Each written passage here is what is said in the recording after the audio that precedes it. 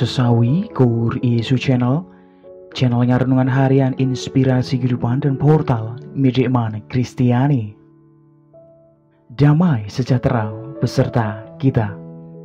Semoga sahabat-sahabatku yang dikasihi Kristus, sahabat keluarga muda dan saudara-saudaraku dimanapun Anda berada, selalu beroleh rahmat sukacita, berkat yang melimpah, perlindungan dari Tuhan dan rahmat kesejahteraan sahabatku.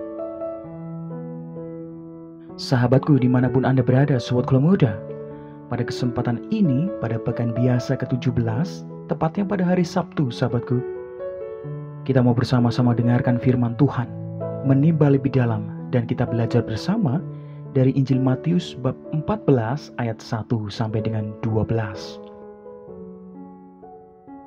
Maka sahabatku yang terkasih, mari kita satukan hati dan pikiran kita siapkan hati dan pikiran kita, supaya dengan kesungguhan hikmat sukacita, kita boleh dan mau terima firman Tuhan sahabatku. Tuhan beserta kita, sekarang dan selama-lamanya. Inilah Injil suci menurut Matius. Dimuliakanlah Tuhan.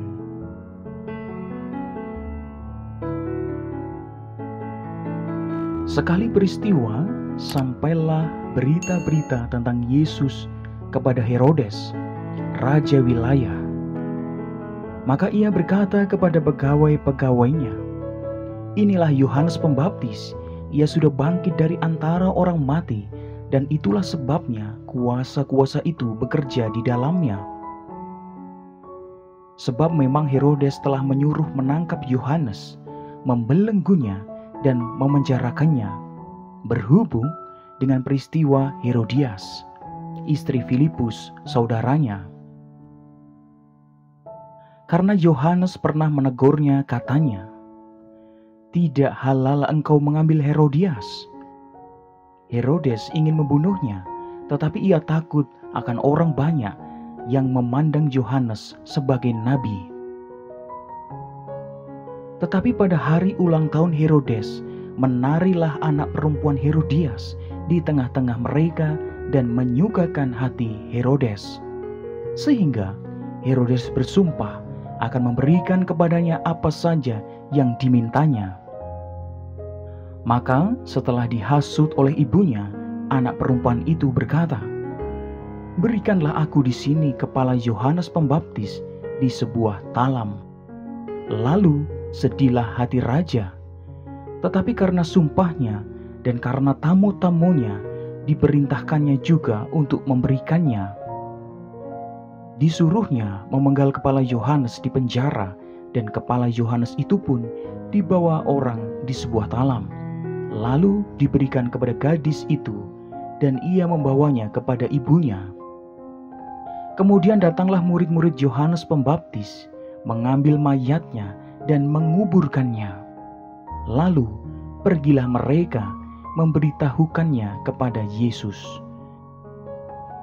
Demikianlah sabda Tuhan. Terpujilah Kristus.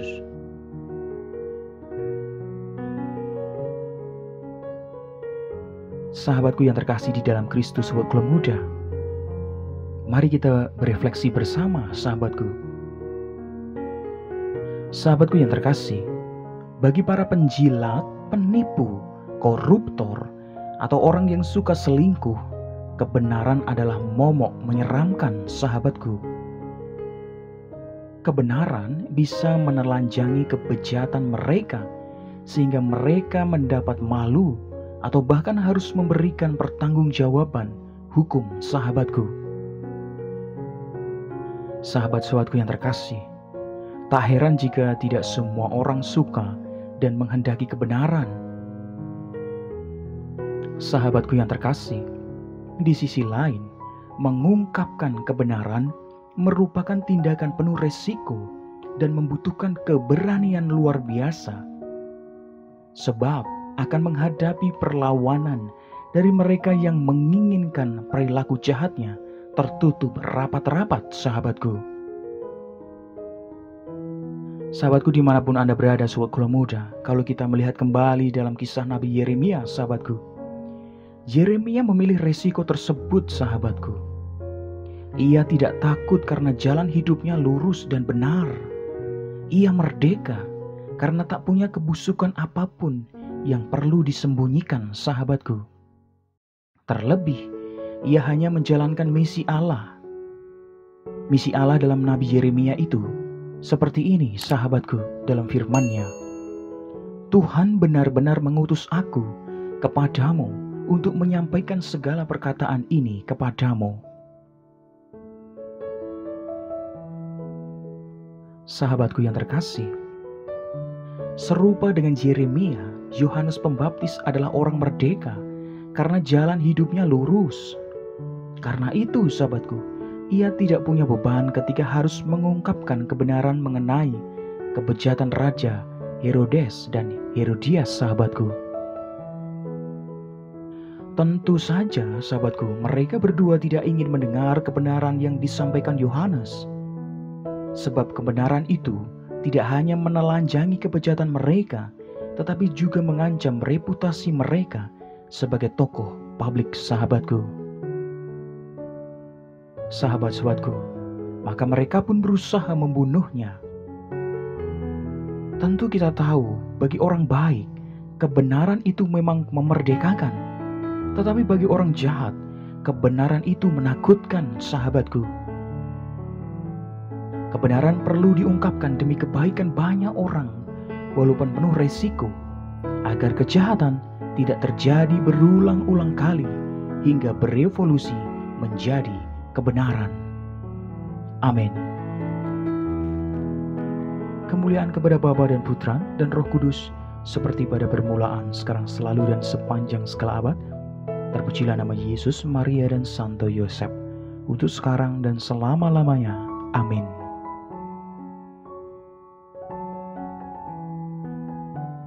Sahabatku yang terkasih, mari kita tutup renungan singkat ini, kita satukan dengan doa.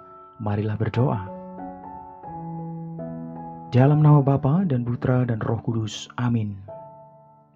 Ya Tuhan, bantulah kami menjadi orang yang berani menyuarakan kebenaran.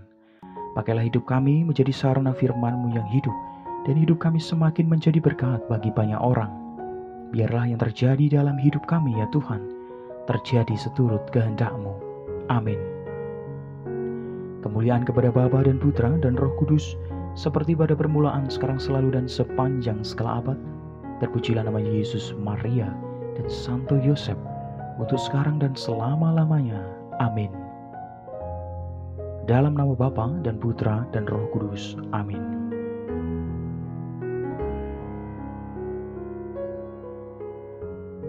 Sahabatku dimanapun Anda berada, terima kasih banyak sahabatku, kita sudah bersama-sama dengarkan firman Tuhan dan berefleksi bersama, sahabatku. Mari kita semakin berani menyuarakan kebenaran dan semakin berani.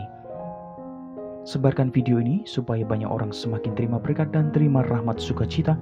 Banyak orang dipulihkan, banyak orang disembuhkan, sahabatku. Hidup kita penuh berkat, hidup kita penuh sukacita, hidup kita penuh kesejahteraan, hidup kita penuh perlindungan. Yang gelap diberikan terang, yang buntu diberikan jalan. Sampai jumpa di renungan harian episode selanjutnya. See you later. Bye-bye. Berkah dalam, Tuhan memberkati.